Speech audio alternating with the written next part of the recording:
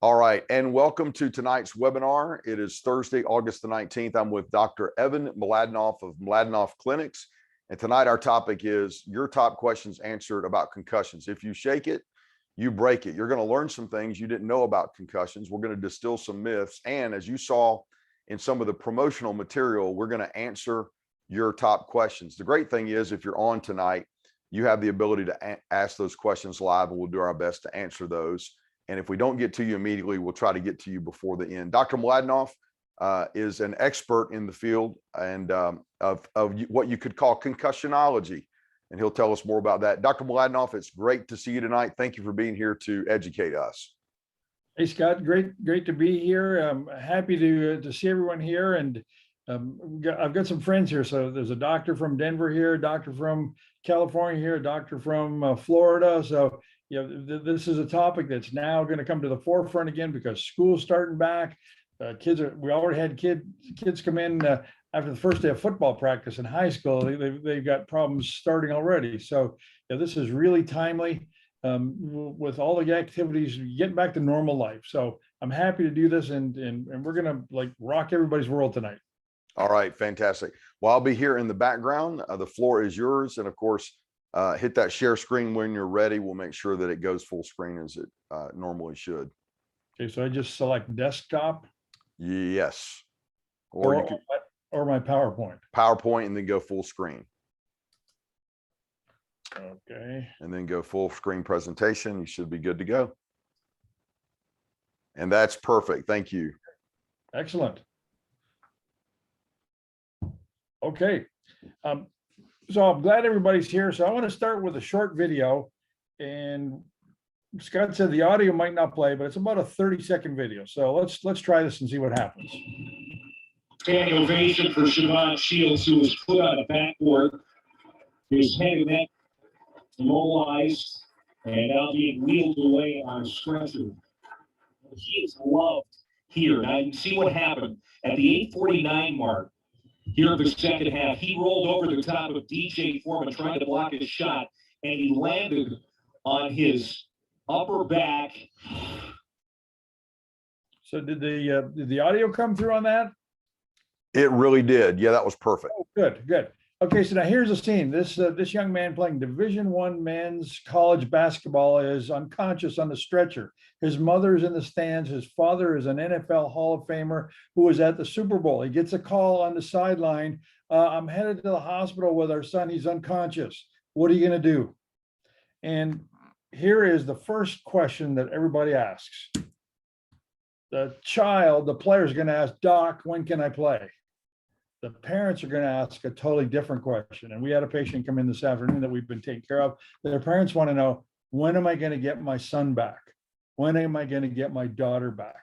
And so this can be scary, scary times. Now, having said that, 95% to 98% of concussions, there's never a loss of consciousness. And we'll get to some of those statistics in a little bit. But that's what we're talking about right there. So our purpose for tonight is okay, what can go wrong? How do you know you're okay? How do you know your child is okay? What's the impact of what's now been called mild traumatic brain injury? So generically, it's called concussion. A little more detail is mild traumatic brain injury, or MTBI for short. If you see in a lot of we start looking at scientific literature stuff. And here's the biggest question is, okay, what can I do right now for myself or for my child who's had a concussion? So can you prevent a brain injury? And more importantly, can you prevent degeneration of the brain? And so that's the long of the short story is, if a concussion is not properly taken care of, brain degeneration will eventually happen. And we're going to talk a little bit about that as well. So this is something that we've created for our patients. So after we do our brain workup, this is a metric that we've created. It's like a bullseye. So now looking at, this is an actual patient. So where is this patient's problem? So you can see, if you can see my pointer on the screen, in the upper left area, about the 11 o'clock position, okay, the 12 o'clock position, about the 1 o'clock position, about the 3 o'clock position. Okay, it's easy to understand, like, wait a minute, there's very few normal functions in this person's brain. And so I've highlighted, okay, that's the return to play. When can I play, doc? That's the bar at the top. Okay, and then something that we're going to talk about is return to learn. What about going back to school, not just playing and going back to maybe getting your head hit again? So these are the metrics that we've created so that we can explain the complexity of a brain injury, all the functions of the brain that have to be taken care of in order for this person to return to normal life, not just return to the field of play. So now this is a infographic that was done by the British Medical Journal, and they basically said the average or minimum time between injury and return to activity with a predictable risk of a head impact, 23 days in children, 19 days in adults. This was a study that was done at the United States Air Force Academy. This was all personnel, not just athletes. So anybody that had a concussion, they found that the average or mean return to play, male or female, athlete or non-athlete, was 29.4 days. And so there's a wide range. This myth that you've heard of, and we're going to talk about a few myths that, 7 to 10 days, you'll get over concussion. No, it will not. The average is 29.4 days. Now, the question is, what's the criteria to return to play? So this is one of my favorite studies of all time, published in 2015 by Major League Baseball. And what they found was they had two groups. They had a group of athletes who were on leave because of bereavement. They had sickness in the family, death in the family. It was not them personally injured. And then the other group was the concussed athletes. And what they found was when they returned the concussed athletes to play, now here's what they don't describe in the article. What did they go back with? They just had no symptoms. They didn't say what tests they did perform on these athletes, but here is, if you're a baseball fan, here's the outcome of those concussed patients. Their performance was dramatically decreased. They had significant decreased batting average, on base percentage, slugging percentage, on base plugging plus slugging percentages. If you're a baseball fan, you know what those statistics are. If you're not a baseball fan, the difference between the professional athlete and then this concussed athlete with these problems, this is now a minor league player for the rest of his life instead of a multi-million-dollar high performance athlete. That's the amount of difference a concussion can make. And so if symptoms is the only thing you're measuring, guess what? Your star athlete is making $10 million, $20 million a year, or like $50 million a year, like some Kansas City quarterback, and these things go down. Guess what? You're playing in the minor leagues. You're done. So what are the criteria to return to play? Because this is the first question everybody wants answered. All right, so now we could spend all night doing this. So when we train doctors, we spend 2 hours just on this. So if you type the word concussion to 844-539-1326, I'm going to send you a video clip of more detailed information on return to play criteria. Right, so we'll come back to that phone number, but if you can write that down real quick, send the word concussion to 844-539-1326. Right, so here are the 6 steps that have to happen in order for an athlete to return to play. And there has to be at least 24 hours in between each one. So you can see, okay, well, if you can do all those things one day in between, okay, 7 to 10 days. Well, I'm here to tell you, after about level 4, it's hard to get to the next 3 stages.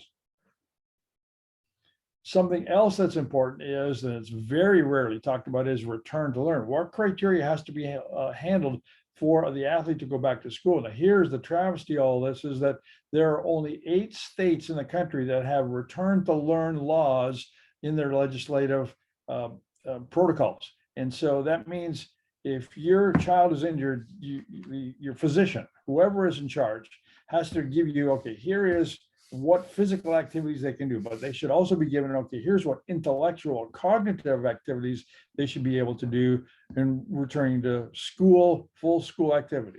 And so again, we're going to send you a link to a video that will explain this part in more detail. Again, when we train our docs how to take care of people, that we spend at least an hour on the returning to learn criteria and what tests allow them to move from one level to the next level to more cognitive function.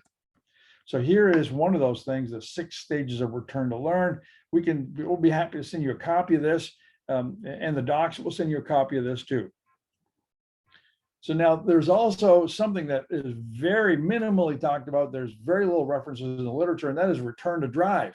Okay, what happens if you hit your head? Should you be driving? And so there's a whole protocol now of return to drive. So if you are being taken care of by a physician who doesn't know what the return to drive protocols are, you're probably in the wrong place. That physician is not up to date on what things must be done for allowing you to return to drive. Or, for example, if you have a teenager that's in high school, they sometimes drive themselves to school, drive siblings to school. So you need to know the return to drive. We're putting together a short video on this that, again, we'll send you a follow-up of how to get this information. There is also different criteria for return to work. Okay, I'm not an athlete, but I was in a car accident. I hit my head on the airbags. That's a common thing that happens too.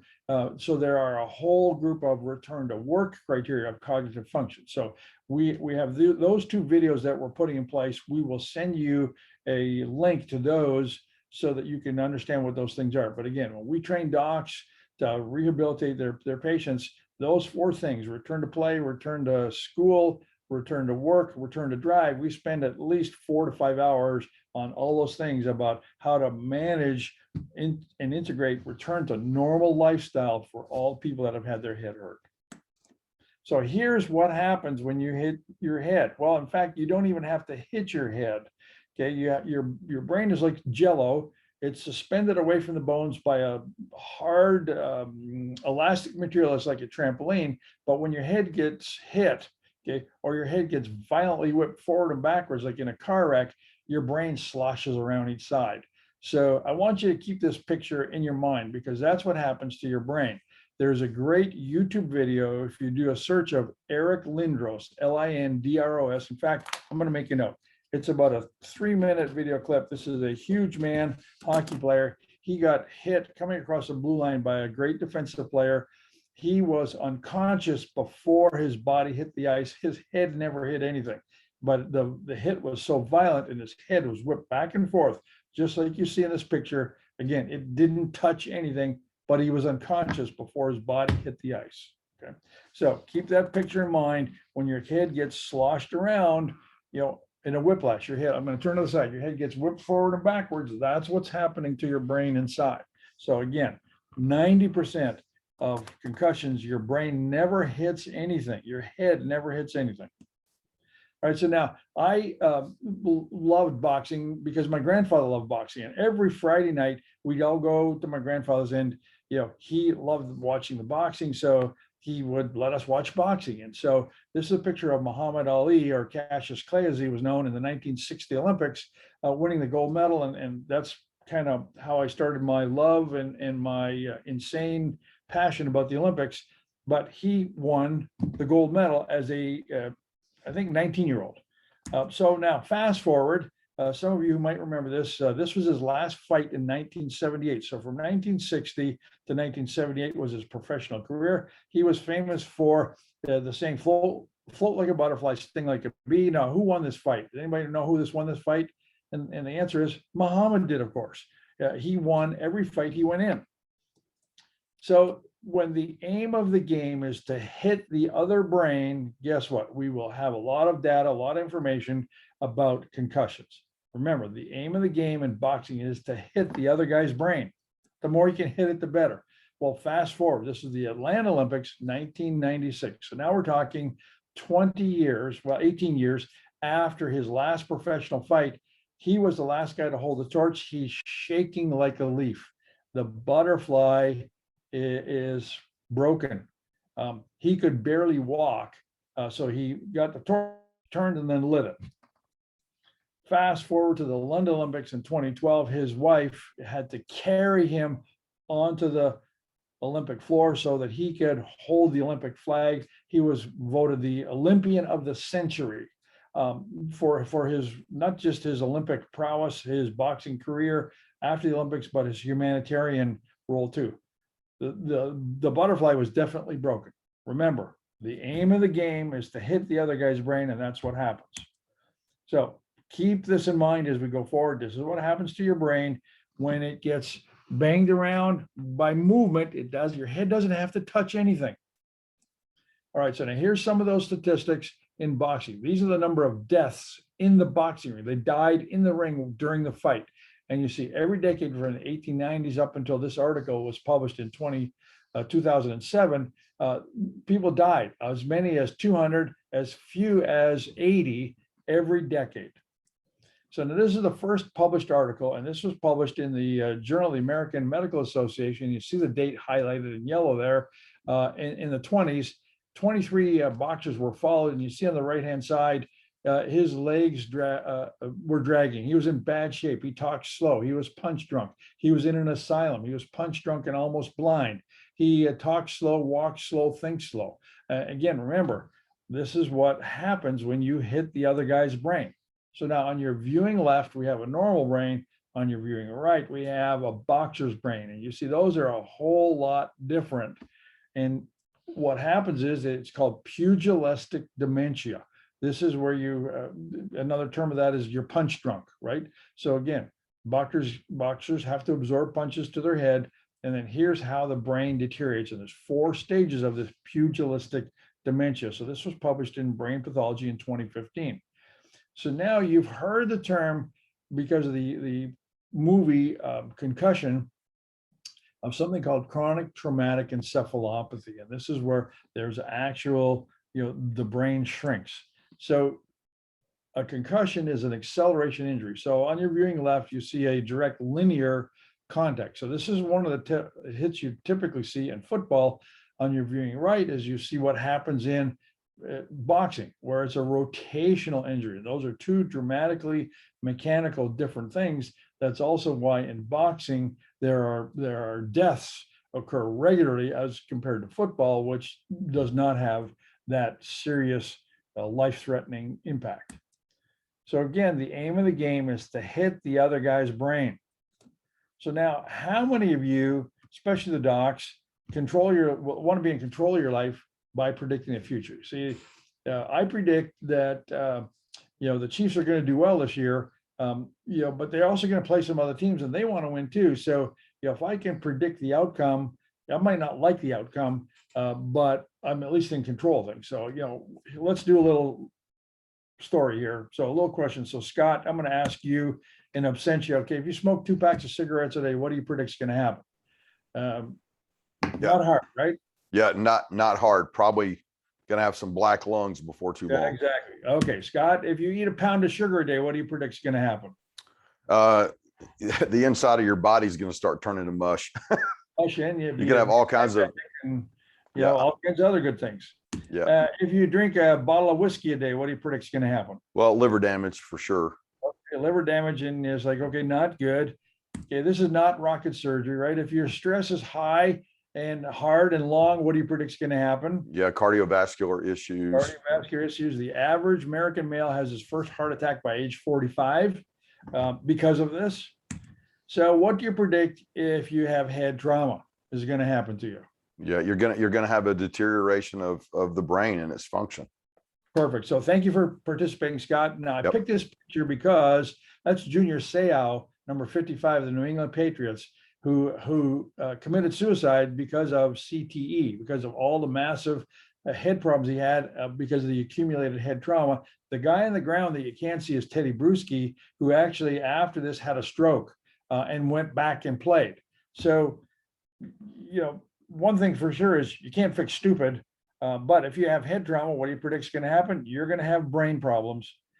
All right, so now the NFL has been in denial about this, and they continue to be in denial about this. So that's a whole nother topic of interest, but it's not good. But they are in denial of it. Why? Because of lawsuits, and these athletes have to sign everything off on their life just to walk onto the field of play.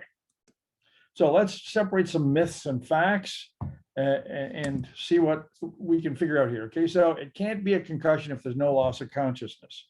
You probably heard that. Well, 90% of concussions do not result in a loss of consciousness. If there's no immediate pain, no problem, you're good to go. You probably heard that one, right? Well, concussion symptoms may not appear for 72 hours. And so these concussion symptoms can range from dizziness, being forgetful, headaches, nausea, fatigue, to just having pressure on your face. You may get depression. You may become light sensitive or photophobia. You may have balance problems. You may have voice problems. You may not be able to talk. Your speech may be slurred. So these symptoms can be delayed and most often are delayed. Okay, here's another myth. Boys get more concussions than girls do. Well, concussions are an equal opportunity injury. it gets whoever gets their head sloshed around by moving of their head violently. And so this picture right here is, and I was at this game, this is a Baltimore Ravens cheerleader where they were doing a cheer, and the girls came together, and guess what? They bumped heads. And this is her on the sidelines. And fortunately, staff got there. I've not followed the injury through to see how she's doing later in life, but it's like, okay, girls can get injuries just as much as guys can. It doesn't have to be a violent contact sport like football. This is a cheerleader that got this. Okay, here's another myth. MRI, CT scans, neurocognitive or neuropsychological pen and paper tests, and computer scores are sensitive to all symptoms of concussion, and you can figure out everything you need to know. Well, the truth is that brain research has focused mostly on cognitive functions instead of physical and emotional dysfunction. If you've heard of the impact test, which is a computer test that kids do, most high schools do, there's a 20% sandbagging error rate, which means the kids have figured out how to lie and cheat on this test so that if they get hit, they will redo the test and there won't be much change. In fact, the head of the US Olympic sports medicine department, a sports neurologist from the University of Michigan, has determined in one of his latest summaries is that, okay, the impact test is no longer viable because, first of all, if the person is not properly trained to do it, it's not executed properly. And then second of all, the high percentage of sandbagging that occurs by the kids taking the test. So again, the fact is most research is been done on just paper and pencil cognitive function and not on the physical things that can happen. Female high school athletes underreport concussions. And so 77 in this particular study, 77 female athletes from 14 different high schools, 50% reported a concussion, 33% did not report any symptoms, 66% received some concussion education information before the season started. So here's that impact test, sandbagging 20% of the time, so it's an invalid test. Females, this article in 2017, were at a greater likelihood to play with concussion symptoms than guys were. So here's what I like to call the concussion iceberg. And the reason why I want to go through this is you'll see now that football has started, you'll see, a collision of two players, and it'll be like, you'll just turn your head. So, oh my goodness, I hope they are able to stand up. And both guys will jump up. It's like nothing happened. And then you'll see another play where someone is like barely touched. Their head isn't even touched. It doesn't look like there's been any injury, and the guy's laying there and can't move. How can it be that one horrendous blow head to head and the guy can get up with no apparent problems, and the other person was barely touched and can have horrendous problems? And so that's why what I call the concussion iceberg. And here's the simplicity of that. Your concussion finds you in the state your brain is in before you get hit. So whatever state your brain is in before the head trauma, before the concussion, is going to determine how bad the thing is going to be, how fast you will or will not get better. So what are some of those things? If you've been under a lot of stress, there's no stress in professional sports, right?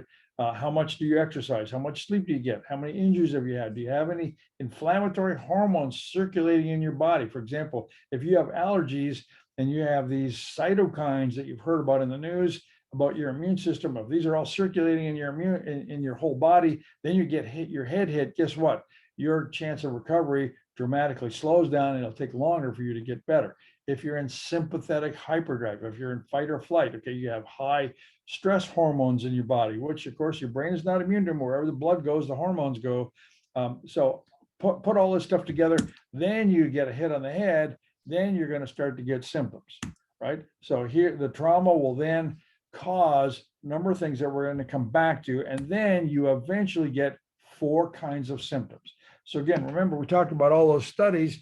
All those studies were based on the emotional part of the body or the cognitive function of the body. They didn't talk about sleep and chemistry and all those other things. So let's have a quick look at some of the symptoms you can get. So on a physical level, you can get headaches, nausea, vomiting, balance problems are huge. You can have numbness, tinglings, or the burners. Sometimes the NFL guys call them, or the football guys call them, burners, right? You can be sensitive to light, sensitive to noise. You can have visual problems. You can be dizziness. You can be dazed or stunned.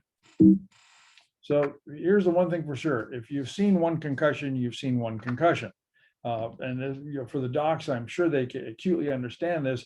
The injuries look the same, the mechanics look the same, but the patient presentation is dramatically different.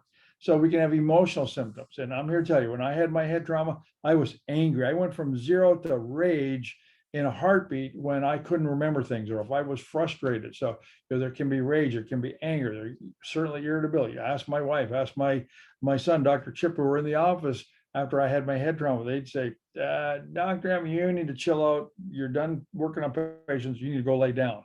So we can have huge emotional swings in terms of how the body responded to the head trauma. Then we can have mental, intellectual problems. You can feel mentally foggy, have trouble concentrating, trouble remembering. Some people repeat the same questions over and over and over again.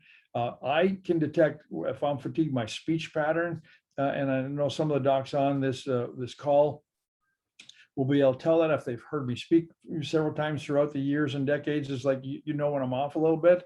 But if you've never heard me speak before, you think, oh yeah, that's kind of cool. He's pretty good. He knows his stuff, but I know inside when I'm off a little bit. So there can be confusion of recent events. The person can answer questions slowly. You'll know that something is off. And parents know this quicker than anybody else. It's like, okay, when am I going to have my kid back?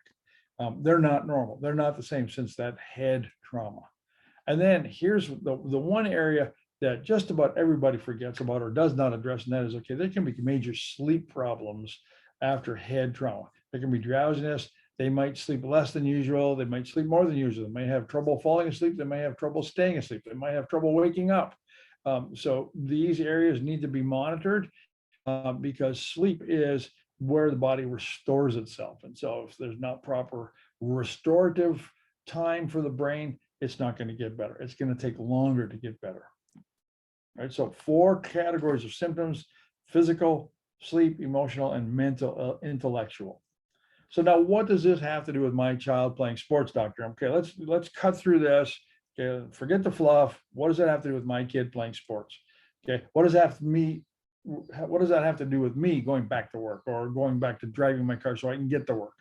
Okay, so unlike a sprained ankle and other injuries, okay, you can feel or see on an x-ray a concussion is a disruption of brain function. And that's according to the CDC, okay?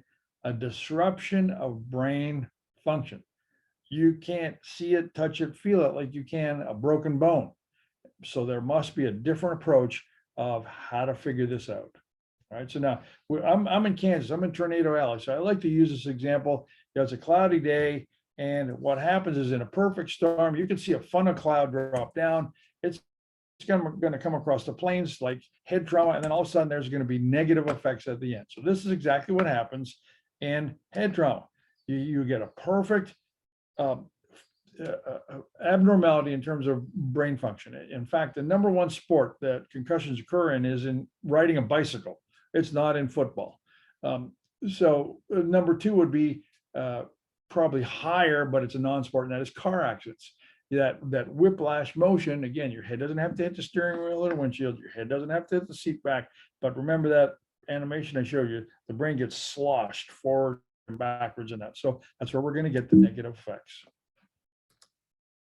So now let's go forward if your concussion was not taken care of properly. So if you have inflammation, forget the concussion stuff. If you just have plain old inflammation because you eat wrong, you drink too much stress, not enough exercise, not enough sleep, bad lifestyle choices. If your brain is inflamed when you're 40, it will cause your brain to shrink later in life. That's pretty powerful. So now we've seen the jaw-dropping findings of the CTE, chronic traumatic encephalopathy. So this is an article that was published in Life magazine that showed 111 NFL players were found to have 110 out of 111. This was published in July 25th. So you see what's happening. See how my memory's going. I can't even read the slide. I'm just getting too revved up. But that's what happens when you've got a concussion. Like that memory stuff starts to I get put under a little pressure, and all of a sudden it's like, okay, I can't perform like I used to. So let's start over. 110 out of 111 NFL players were found to have CTE, chronic traumatic encephalopathy. This was published in Life magazine, July 25th, 2017. Now, the cool part is if you do a Google search on this, and you click on each one of those brains, it'll give you the history of the injury and of the athlete of all that. And of course, that was all legally signed off that they could do that. But it's pretty freaky cruel that you could go look at all that stuff and look at each individual case history. So again, on your left is a normal brain, on the right is an advanced CTE brain. So now with football season starting again, you're going to hear, oh, I can't play, I got problems, memory problems because I have CTE. Okay, CTE, chronic traumatic encephalopathy, is a post-mortem diagnosis.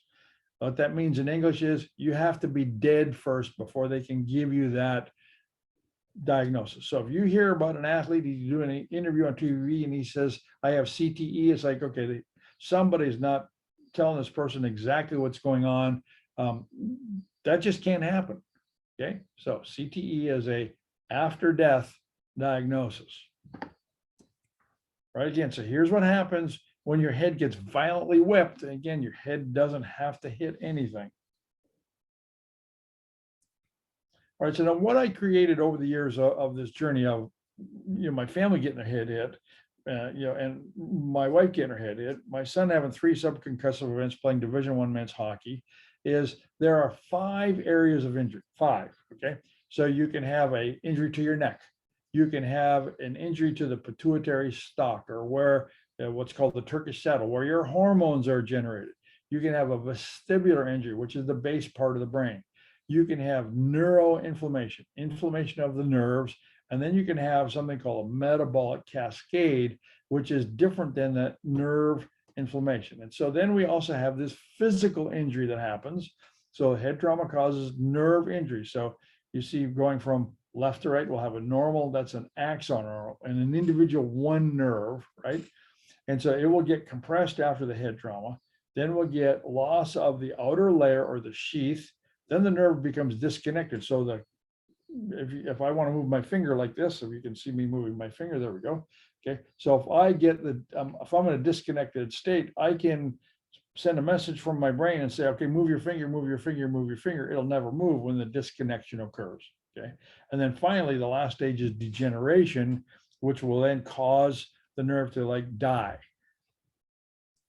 So there are, head trauma causes 9 metabolic or chemical reactions. Okay, and again, we're going to send you a video of this, because I'm going to just literally, with our docs, when we train them, we spend about 6 hours just on this part of the head trauma alone. So let's talk about these just really briefly.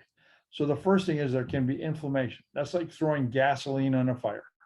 There can be loss of blood. Your brain needs 3 things to function. It needs blood flow, it needs oxygen, and it needs the right food. So if you're not getting enough blood flow there, you're not going to get the right amount of oxygen. And even if you have the perfect food, the food is not going to get there. Then there's something called the glutamate storm. You know this by another name. This is the Chinese food syndrome, or the MSG food syndrome, that you may have known. Some people that go into anaphylactic shock, a life-threatening problem because of the MSG. Well, that's it's the glutamate, the monosodium glutamate. So you can have a glutamate storm in the brain. You can have a calcium overload. Then you can have a massive potassium efflux. That means potassium leaves the brain and creates massive problems because there's not enough potassium inside the brain. Then there can be hemorrhaging. There can be a hormonal storm, starting with the stress system and then going to different parts of what the stress system will affect. And then there'll be fatigue of specifically the brain adrenal axis, or for docs that are on the call, if you've heard of the hypothalamic pituitary adrenal axis, there'll be an upset of this. So, doc, I got hit in the head. I went to the ER and they said I was okay. And so I'll ask them, did they check these 9 things? No, they didn't even tell me about that. Okay, so having said that, if in doubt, go to ER. If there's loss of consciousness, go to ER, right? Now, having said that, the purpose of ER is to make sure, number one, there's no life-threatening, ominous thing going to happen to the person. You have to rule that out. Then number 2, is there any fracture? Is there any bleeding? ER is the best place to go. Once those things have been determined, then basically emergency room says, okay, we're done, go see your family doctor, right? And that's just how it is. But that's what emergency rooms are equipped for. That's what they're good at. And that is life-threatening intervention saving measures. Okay, so if in doubt, go to ER. But if you don't have that stuff, you still need to get all these 9 things checked. Okay, and then, sorry, the 9th one is energy failure, where there will be fatigue either all the time or different times of the day, or minimal activity will cause fatigue. And again, it's a total aberration to the normal lifestyle of this person. Okay, here's another myth. There's no such thing as a pre-concussion brain. Well, we've touched on that a little bit, and that is, your concussion finds you the way your brain is before the injury. So again, if you've got allergies, if you've been at a party drinking and you're the passenger in a car and there's a car wreck and your head hits the airbag, guess what? You have alcohol in your brain, then you get the head trauma. So whatever state your brain is before the concussion is going to have a direct bearing of how quickly you're going to get better, or conversely, how long or difficult it's going to take to get better. So there is a significant increase in all cytokines, which are the inflammatory hormones immediately after an injury. So these weird names like interleukin 6, interleukin 8, and interleukin 10, they are a predictor of unfavorable outcome in traumatic brain injury. The higher those cytokines go immediately after the head trauma, the longer they stay there, the poorer the outcome. We're talking about ominous, life-threatening. If this stuff is not brought down within 12 hours, it can turn into a life-threatening event. So neuroinflammation will eventually cause neurodegeneration. The problem is, most of the time you may not have any symptoms at all. So sustained neuroinflammation after a brain or spinal cord trauma has been known since the 1950s. This is nothing new. So the status of your brain and body before impact has consequences. So the status of your brain and body before head trauma can negatively impact you. Again, remember, what's the status of your brain of an athlete going into an event where there can be head trauma like football? So is there going to be high stress in the locker room before a football game, especially in professional sports? And the answer is yes. So they're going to have high cortisol levels. They're going to have high testosterone levels. That's going to be in the brain. Then they get their brain hit. Guess what? That's going to magnify and create more problems because of those high hormones that are there before the head trauma. Well, if you've just had a hard meeting at work and you're upset at the boss and you get in your car and you go home and then you have a car wreck, guess what? You could have high hormones in your brain and your whole body too, right before the impact, which will then negatively impact your brain. So it's not just a professional sports. All these things can happen to anybody. Okay, so the status of your brain before the head trauma, before the injury, can negatively impact you, both short-term and long-term. Okay, so here's what I like to call, if you inflame it, you're going to maim it. So what happens if you throw a little lighter fluid on that, your brain of yours, then boom, you throw one match, that's all it's going to take. So when you inflame it, you can maim it. And that's totally true of your brain. If you inflame it, you can maim it. But remember, you can have inflammation in your brain and have no symptoms. So how can you test your brain? How can you treat your brain? Well, some of this you can do at home. We're going to send you a couple of things, but we're going to kind of borrow from traditional Chinese medicine and the Oriental approach. And that is, they have a concept of you are one with the universe. And another concept is that there's the traditional symbol of qi, if you know what that is. And you'll see that in our office when you come into our office, and lots of docs have this too. Okay, that symbol is actually two symbols, and you cut the symbol in half. And what happens is you have one that's a pot of uncooked rice in the middle, and then you have a thing that looks like a backwards 7 over top of it, which is called the jing. So let me ask you a question. How long would it take to cook a pot of rice? And then it's just maybe 15, 20 minutes. Okay, so now here is the bizarre question, which you would not think of unless you've been exposed to, someone like Dr. Julie or Dr. Aaliyah, or myself. Okay, and that is, okay, if you took that pot of uncooked rice and you cooked it, and you cooked it, and you cooked it, and you cooked it, and you cooked it till the water evaporated, the rice evaporated. Now all of a sudden that pot turned to metal, and that metal turned to liquid, and that liquid turned to vapor, and that vapor then just went away. So there was zero trace of that physical pot of uncooked rice. How long would that take? And the answer is that would take years.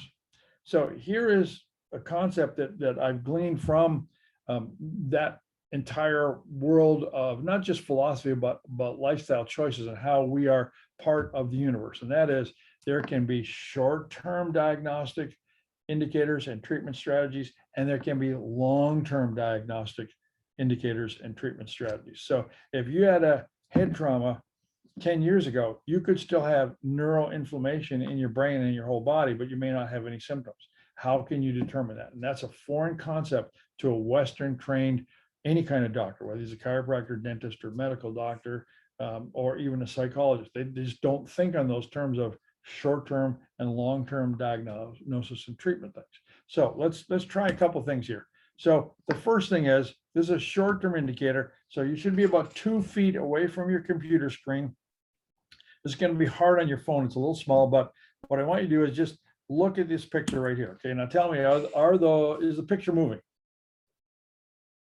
Okay, so if the picture's moving, can you make it stop moving?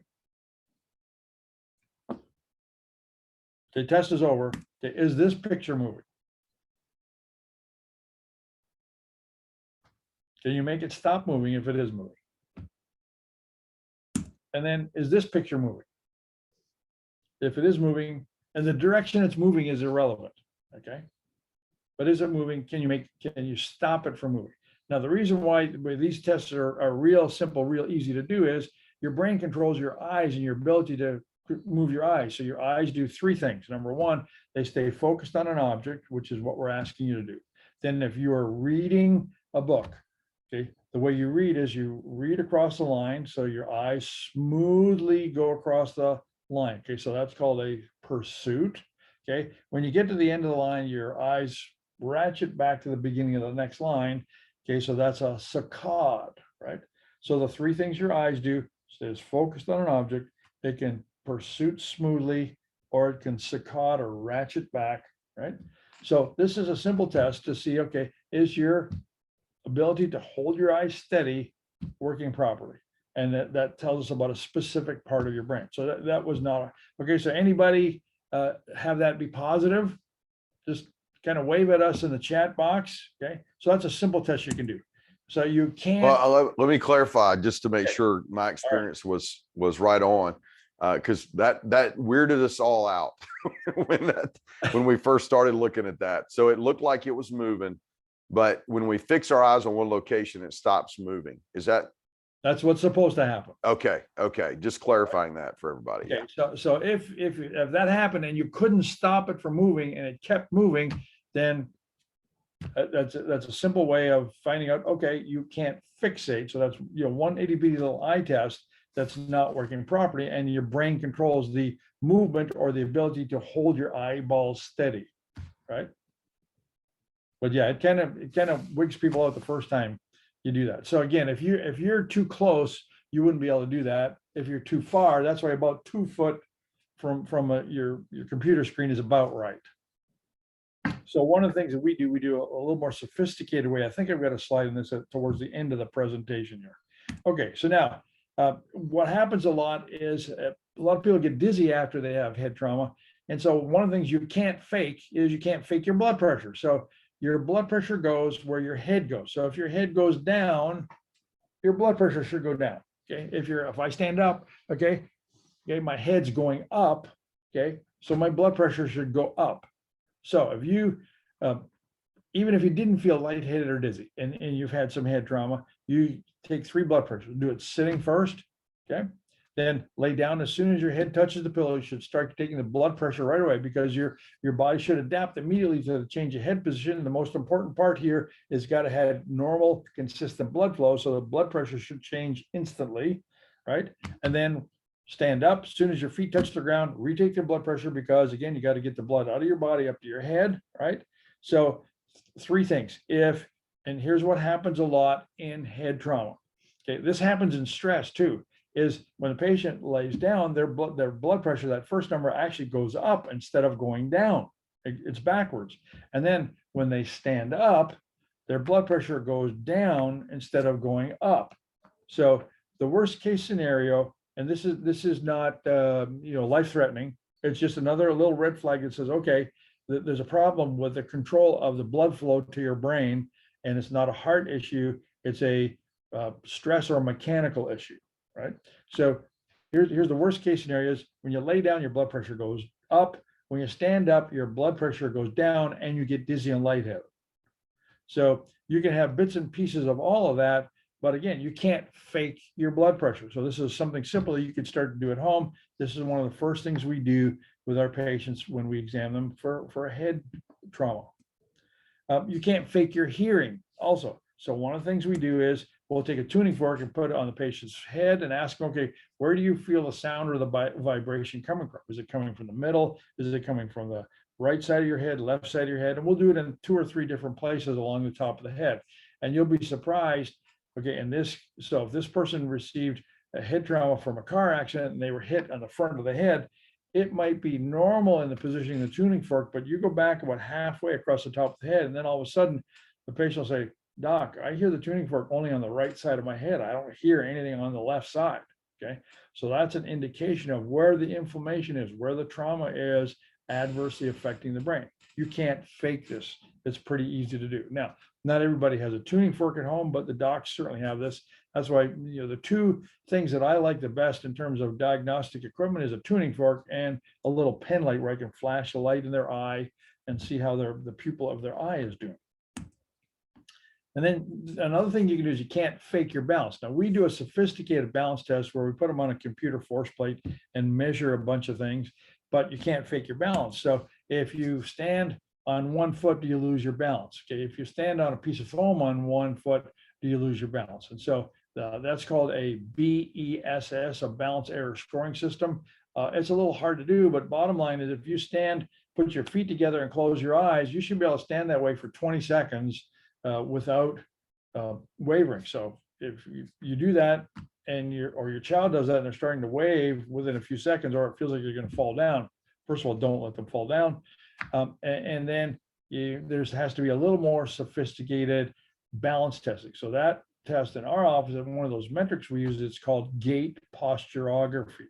And so we use a simple computerized test that does that. We do about 18 different positions of the body, on foam, off foam, head and neck in different positions, eyes open, eyes closed, that tell us a number of things of, what areas have been irritated, where's the problems coming from. But again, you can't fake this. We did this on a gal that came in literally this week. She was having dizzy and lightheaded spells, no head trauma at all. When we put her on the force plate, we did a series of practice tests that she could do. And then we simply had her, put her head down, close her eyes. She could do that okay. Now, during this test, the test is measuring the number of twitches, how the body moves. We put her with her head in extension. She closed her eyes, and within 2 or 3 seconds, she says, Doc, it feels like I'm going to fall. She was not moving. She was steady as a rock, but then she started swaying, and I said, okay, open your eyes. We had to literally lay her down. She got sweaty and clammy. Her heart rate went up, and her blood pressure started to skyrocket just from putting her head and neck into looking up at the ceiling or an extension. And this person had no head trauma at all. So now when someone has head trauma, we do this. Okay, again, docs, when you're doing these tests, or if you're going to do some of these simple balance tests at home, you need to make sure you're close so you can put your hands on them so they won't fall. Okay, don't put them in a position where you can cause further problems. So you can't fake your eye movements either, right? Your brain controls your eye movements. So okay, here's one of the things that we do. So this is called a eye tracking system that we use in the clinic. Some of you have seen it in the back of the clinic where Dr. Chip does most of the tests. And so the patient had no symptoms after head trauma, and their parents wanted us to check them.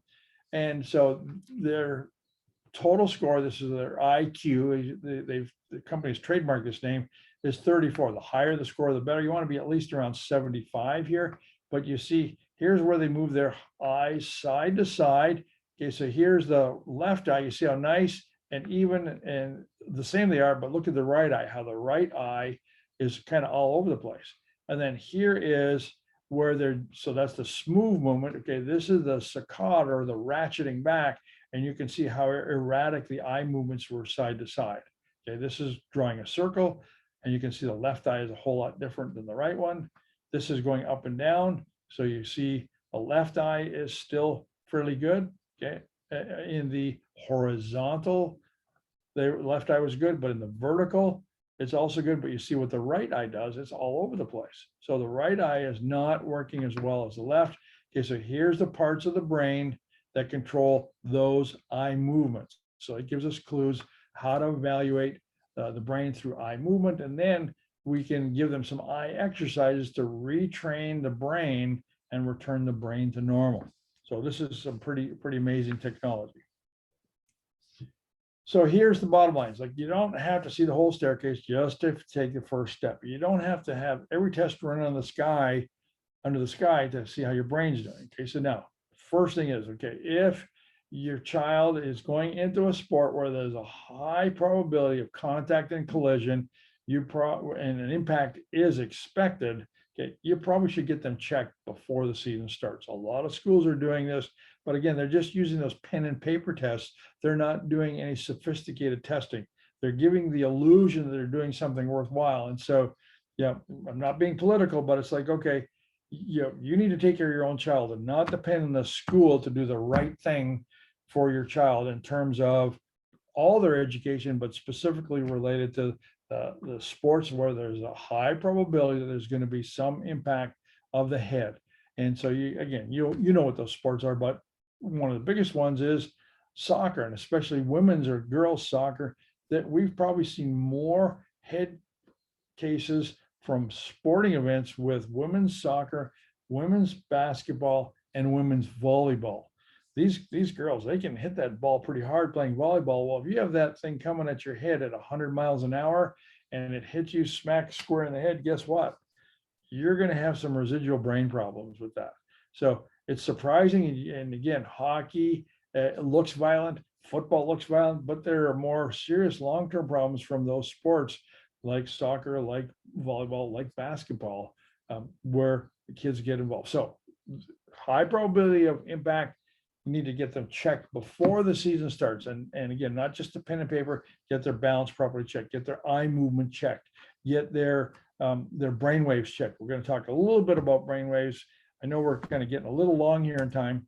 All right, so we need to assess your brain and your central nervous system. How can we do that? Well, one of the things that we do, and I know Dr. Julie has this in her clinic, is we do, and Dr. Dana does in her clinic. I just saw we have a couple of people on from Arizona.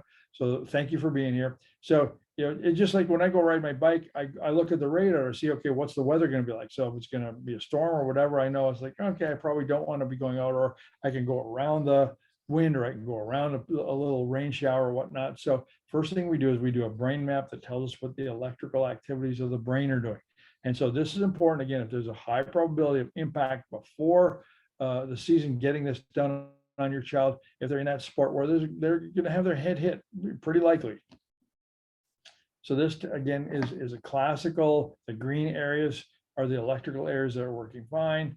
The blue, some problems. Red is the worst problem, and yellow is kind of in between blue and red. So the red ones are the worst problem areas.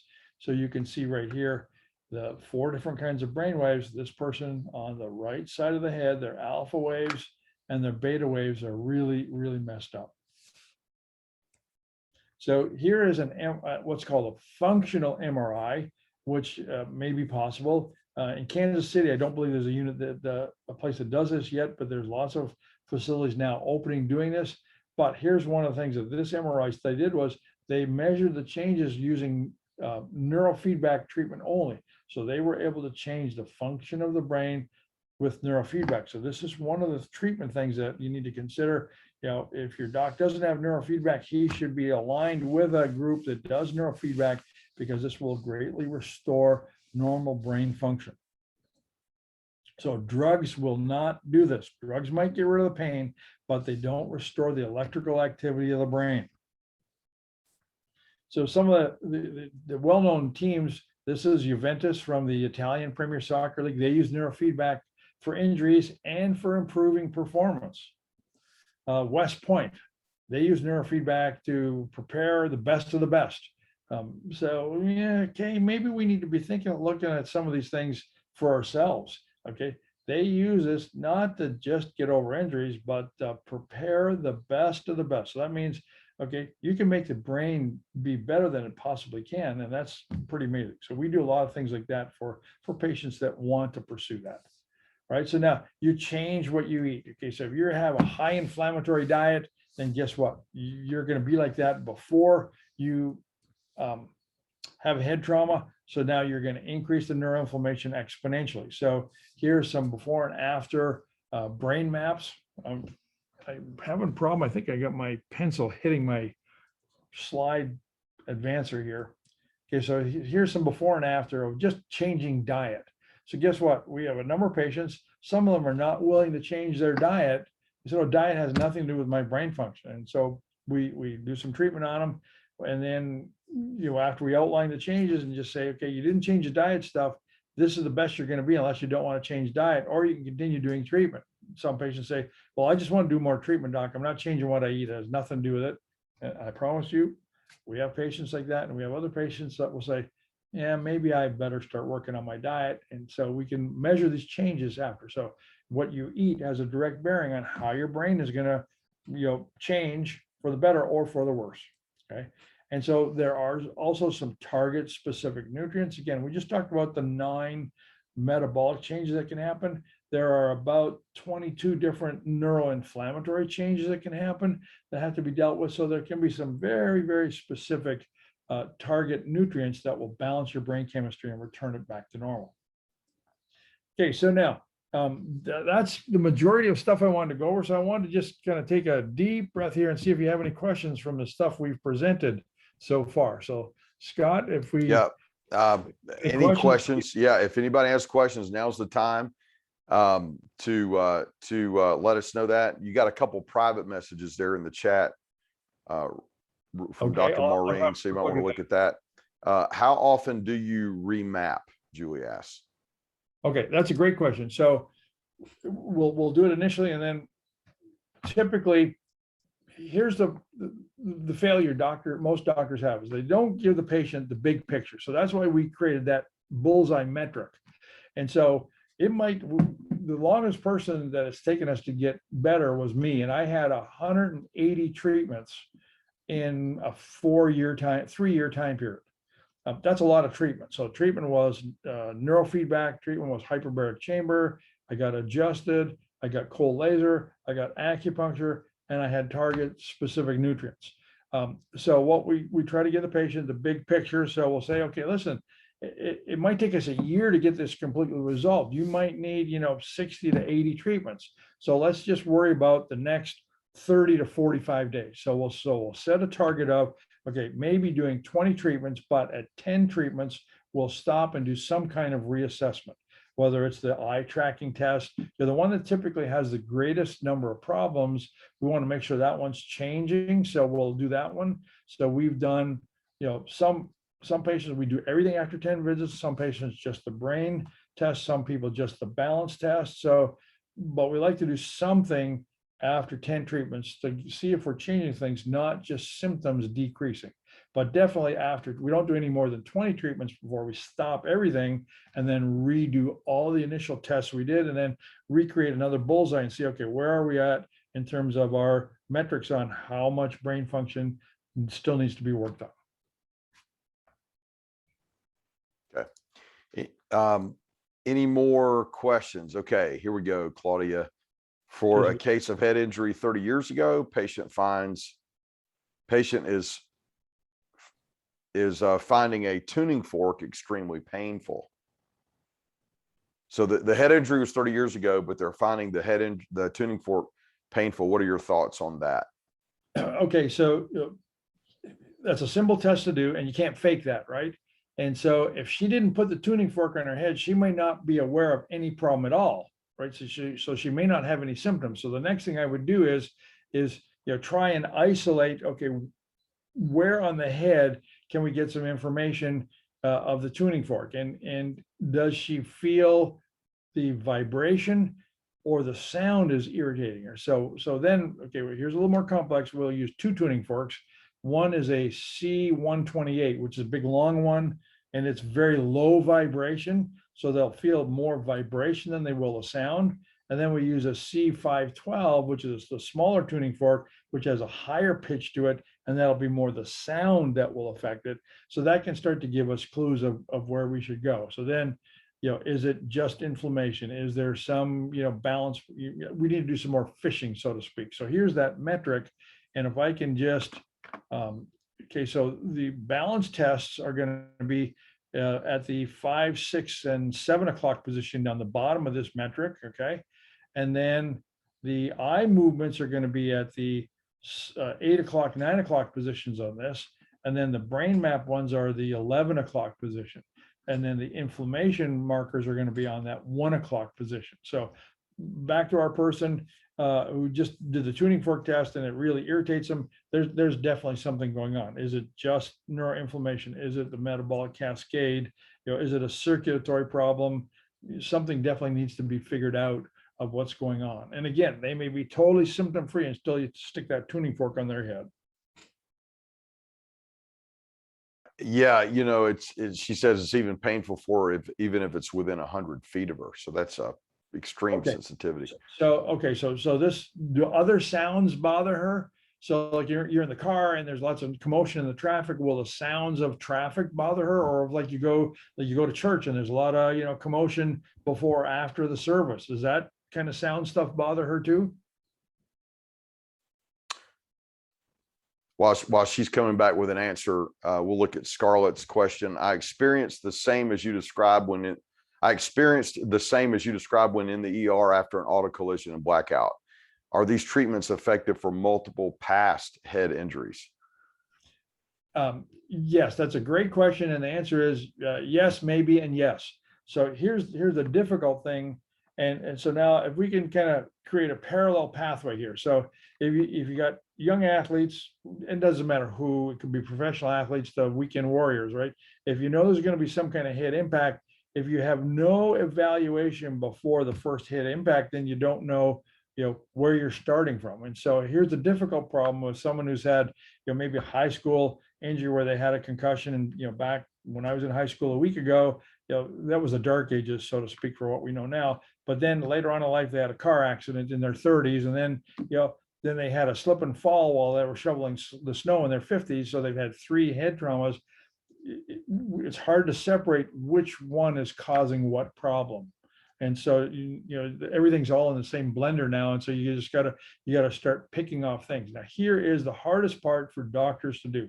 And so even this metric we've created, here's the hardest part. And that is, okay, so Scott, let me ask you a question. So when we're done tonight, and let's just follow me a little bit here. If you were at the office and wherever you're going to go after you leave the office, because you don't sleep in your office, right? Right. How would you get there? Wherever you're going to go next. Well, I mean, I'd go out and I'd get in the car and I'd drive. Okay. Is that what you're asking? Yes. Shouldn't you stand up first? Oh, yes, definitely. Yes. Should you walk to the front door? Yep. Shouldn't you open the front, right? So there's a whole bunch of automatic steps that we don't even think about that we do in everyday life to achieve. I'm going to get in the car and drive, Doc. What are you talking about? Right. So just picture that. And that is, okay, if you have one of those new fancy cars, you can start your car in the office and it'll be running and warming up before you get there, but you still have to stand up. Right. Mm-hmm. Yeah. So when we're treating, just picture this bullseye, right? You don't always start with the worst problem, because that may be step number 23 for you getting in your, that's opening your car door for you to sit down. But wait a minute, you can't stand up because your knee hurts. So you can't even get to the front door to get to your car, right? So you have to treat things in the right sequence in order to restore function properly. You can't just say, oh, wait, okay, now that's assuming there's no life-threatening issue or any fracture or any of those things, right? So all that has been ruled out. Okay, so back to our person with the 3 head traumas, it's like, okay, the worst thing might be her balance, but something else might need to be treated before dealing with the biggest symptom. Now, having said that, we also try to do some symptomatic relief care too, as we're going along and trying to do some of these things. So yes, we can try to manage symptoms, but again, if you don't fix the underlying problems, you can take intravenous morphine and the symptoms will go away, but you still got the inflammation, you still got the the eyes don't track properly, you still have the balance, you still have the brain waves that are off, and so on and so on and so on. Right. Back to the tuning fork question. Yes. The only tuning fork after therapy. Other loud sounds like rock music are irritating but not painful. Okay. So they would. Here's the hard question. If she can remember before the trauma, did she have that same kind of thing where a rock concert would, the loud noise in a confined area, would that bother her? Does she remember, or is that too long ago? Good questions.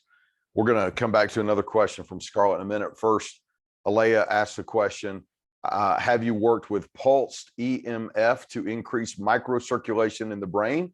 If so, what are the results? Okay, no, I've not worked with pulse magnetic field therapy or electrofield therapy. Part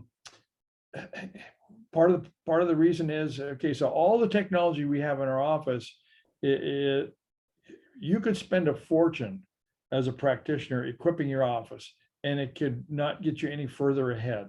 So we've picked technology that will do several things. It will give us answers to what we're looking for. It will be cost effective, and then it will be easy to explain the results to the patient. Okay, so you can do electric field therapy or magnetic field therapy on the brain, but it's like you're going to have to monitor more closely than you would doing cold laser on the brain or doing acupuncture on the head, because the electrical changes that happen in the brain need to be monitored closer if you're applying electricity to the head, right? So and to that point, Alea, specifically is, okay, a cold laser or any therapy, if it generates heat on the head, do not use it. So some lasers, you have to get with the manufacturer. They'll say, when you put it on, say, oh yeah, it generates heat because of penetration of tissues. And it's like, okay, if the brain is inflamed, you don't want to put heat into the brain to make it hotter, which will inflame it more. So I have steered away from the magnetic field therapy and the electrotherapy to the brain for three reasons. Number one, the cost of the technology. Number two, you have to monitor it a whole lot closer. And then number three, just the physical space in our clinic, we wouldn't have room for some of this technology. Great. Scarlett says, I'm just above 50 years old, had childhood traumas, head traumas, 7 auto accidents post 2000. Most of them were not her fault, but it's just she ended up in those situations. So is full recovery possible? I guess one question you might have though are what symptoms are still lingering, right? Okay, so that's and let me just throw this in, because she did ask a question earlier about brain plasticity. So right. Could you speak to brain plasticity and recovery, and then anything else you'd need to know to answer the question, I guess. Okay, those are all great questions. So I'm going to stick them in a blender and come up with this. And so I'm going to say bits and pieces, and hopefully I'll paint the picture and it'll come across clearly. If it doesn't, just re-ask. So the first thing is symptoms can be irrelevant and misleading and not tell you where the real problems are. So yes, we want to monitor symptoms, but if you chase symptoms, you might end up going in the wrong place. So neuroplasticity is a very complex subject, but here's a simple way to describe it. Nerves that fire together wire together. And so what that means is you can learn new tasks with your brain. So you theoretically, all the trauma that she's had is theoretically totally restorable. Okay. So now here's the hard part is, okay, how much inflammation has been there? Has there been any, loss of nerve function? So I'm going to bring up another term. It's called apoptosis. That's a fancy word for saying programmed cell death. So now I'm going to get a little technical here. Okay, so we've got our brain. So no, here, Scott, have you ever watched Star Trek? And they always talk about, the force fields are up around the ship. Right, yes. Okay, so our brain is exactly the same. It's got this thing now. It's a physical barrier. It's called the blood-brain barrier. Yes, and familiar. The blood-brain barrier is like a protective mechanism. It only lets certain things inside the brain and it makes it a very sterile environment. So another easy way to describe it is when your wife's cooking or you're cooking, if you're sifting flour, right, you want it really, really fine. Mhm. The holes in the sifter will only allow certain size particles to come through. And so that's why your flour gets really, really fine and the clumps stay out, or a raisin stays out, or something bigger, right?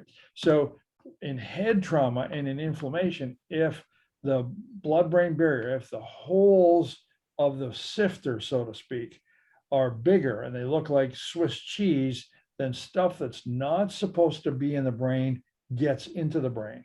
And then it creates, so inflammation will, first of all, break down that barrier.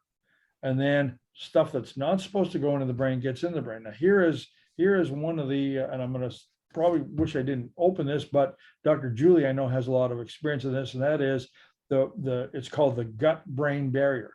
One of the worst things for a human being to eat is gluten, and gluten will eventually mess up your brain. So back to the status of your brain before the head trauma, if you have a high gluten diet and your blood-brain barrier is open, the sifter has holes in it, guess what happens when a little bit of inflammation starts in your brain? It starts going crazy and wild, right? So does that make sense? I've kind of touched on a lot of different things all over the place. Yeah, that's great. That's great. Yeah. And so just so everybody knows, Scarlett's my wife, so I know a little bit about her story. She's watching this downstairs right now, but she's on a gluten-free diet. Excellent. And she's also generally nutritionally anti-inflammatory. So those are some steps, but it sounds like you've said, yeah, full recovery is possible when you keep some of these things in mind. Theoretically, but again, it's like, okay, what things must be measured, okay, and then what things that are off can be altered, and so looking at all those things, it gets back to, okay, you know, what is the mindset of the practitioner, and if so, again, if the practitioner's mindset is, okay, no pain, no problem, you're good to go. It's like, okay, so does your wife have a lot of, other than this, was she the tuning fork too? I don't think she's done the tuning fork. No, that's a separate issue. Okay, That's Anders, Claudia Anders was asking that about the tuning fork. So does she have a lot of symptoms related to her head, like eye fatigue, brain fog, balance problems, you know, sensitive to light? At times, yes.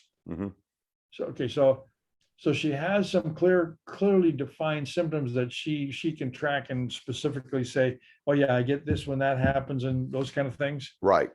Okay, so you've got a good symptomatic picture. So then put that together with all the things that must be examined, and then yeah, theoretically it's fixable. Okay, and now back to that, what I didn't finish, that word apoptosis.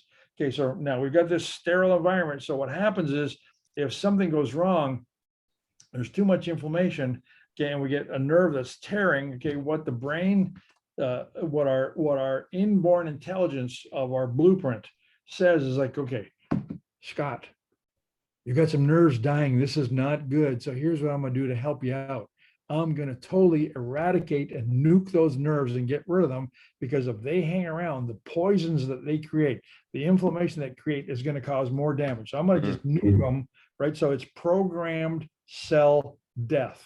Wow. Right? And so that's how these guys end up with CTE. It's, you know, there's been enough damage, there's been enough inflammation in the brain that the brain automatically goes on automatic pilot, and boom. Okay, so here's a easy way to describe this, and here is everything to do with genetics. Okay, so genes are dormant until something happens. So you have a dining room with a chandelier and a dimmer switch, Scott? Right.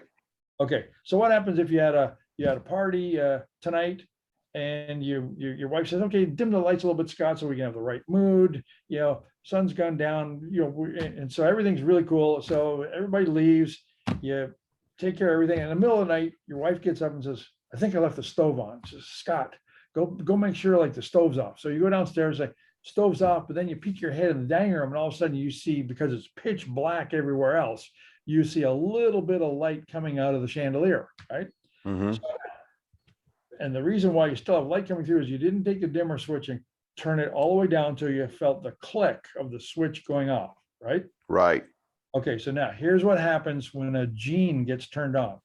Your gene is, you click on the switch, okay? And then now you can control how much electricity comes on to how bright you want the light, okay? So when a gene is turned on, you can never turn it all the way off. Wow. So there will always be some electricity coming through. Now, the question is, how bright will the light be? Well, you can turn it down so it'll look like, in the middle of the day, it'll look like there's no light coming through the bulb, but in the middle of the night when it's pitch black, you see a little bit of light coming through, right? Mhm. So Yes. that's how our genes work. So we can modify the physical presentation of the gene, right? How much electricity is coming through, but we can never turn it off. What's that got to do with your brain? Your wife is absolutely doing the best thing, okay, is a gluten-free diet. Because guess what? She could probably tell if there's gluten in the sauce of the lobster bisque you had last night before you even know what the thing tastes like, right? Right. Right. Because she'll get an instant something. She'll get a headache, her eyes will hurt, or just something will trigger because her brain has been sensitive. The dimmer switch is not turned all the way off, and it can never be turned all the way off. But as long as she doesn't have gluten, she's good. Mhm. Right? Excellent. Yes. So I know a lot of people are curious about genetics and their genes, and living a long, healthy lifestyle. But just keep that in the back of your mind, just because. So this is my mother, bless her heart.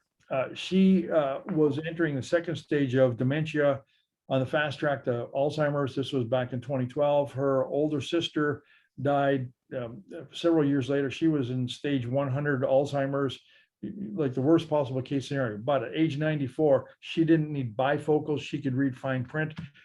Every blood test was in its normal range, but she couldn't remember nothing. She couldn't even recognize her own two sons' faces. So the point of all that is, diet. So I had myself and my kids tested to make sure, okay, do I have the Alzheimer's gene? Because if I got it, I can do a lot of stuff right now to make sure I never get like my mother and my aunt, right? And so we had everybody tested, and fortunately, none of us have that gene. But if we did, we wouldn't be doing anything different. So I just said, okay, we don't have that gene, but you know what? If we did, what would we do? And we just said, okay, well, it won't hurt us to do that anyway, even though we don't have the gene, because it will make our brain better. It'll keep us healthier for longer periods of time. Yes. And so if you are curious about any genetic testing and stuff like that, and finding about your family history, is like, just keep that in that dimmer switch example in the back of your mind. Okay. Just because you have it and the switch has been turned on, you can control how much it physically is manifested. Very good. Very good. All right. Any more questions do we have? We're way past the hour. You guys are great. Obviously, we've got a curious audience here to stay this long. So yeah, this is, as you can tell, I hate talking. Oh, yeah, right. It's not like you don't know this subject. You're quite full. Listen, guys, actually, every time we do a webinar with Dr. Mladenoff, two things: we get as much information as you can pack in on a webinar like this in an hour or so. And then number two, you always get a replay, because you'll hear things on the replay that you didn't hear the first time. And I know sometimes these topics can get complex. And so listening to it again, seeing the images, his presentation again, is one of the things that lets you get it later at your own pace. So any final words as we begin to close out here tonight, Dr. Mladenoff? Yes, I threw up this last slide. This is, if any of you are familiar with Carolyn Me, she is a medical intuitive, and which is a whole other thing. She wrote a great series called Energy Medicine, one of the first breakthroughs. So some great cognitive function, intellectual curiosity stuff. But the point of this slide is that, intention without action is useless. So here's what I'm going to recommend. It's like, okay, if you've had some head trauma, don't wait till you have symptoms. Don't wait till you find out, oh, damn, I got dementia. I'm like, can't remember stuff in your head. Like, don't wait till that happens. Do something about it now. Get with your doctor. If your doctor doesn't, is not familiar with any of this stuff, okay, we can help you out. We know docs all around the country. We've had docs on this call and some of their patients on this call. So there's lots of resources we can help you with. And then the second thing I would suggest is, okay, if you have a child, that's going into an athletic event now that school's getting back into some sense of normalcy, and there's a high probability of there's going to be some head contact, okay, then you should get them checked before the season starts. Have them do a balance test, an eye tracking test, a brain mapping test, so you've got some kind of baseline so that if something happens, no matter how minimal it happens, you've got a starting point that you can compare them, one before the other. And again, schools are attempting to do things, but again, they're government run. And so there's no urgency to get things done until something bad happens. And God forbid, I don't want that to be your child, that something happens that they said, oh, we should have done this. And it's your child that has the problem. So again, get your kids checked with a little more sophistication than just a pen and paste paper or a computerized test about how their brain is functioning, how they're balanced, how their eyes are working before they start the season.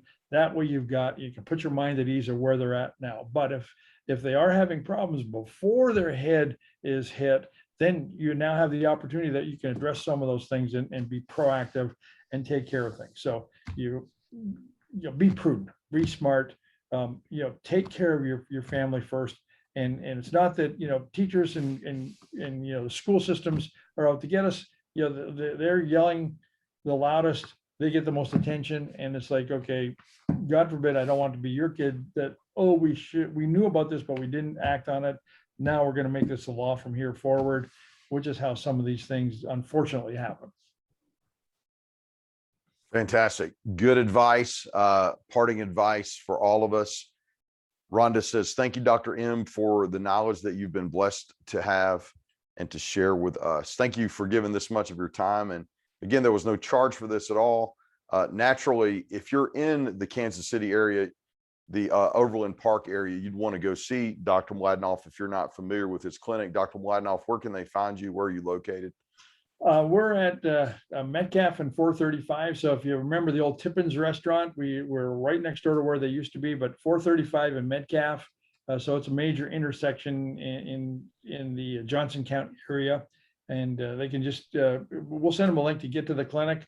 And actually for docs, we'll send the docs a link to some of the seminars we're doing, as I know some of them are interested. And they just kind of wanted to get a flavor of where we'd be going with tonight's class too. So we'll make sure the docs get information about seminars. And then Scott, if we can make sure we just get them our web address and phone number, that'd be awesome. Everybody that's registered will get a follow-up email with a link to this replay.